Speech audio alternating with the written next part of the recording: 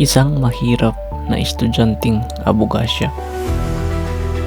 Makata at matalik na kaibigan ni Basilio.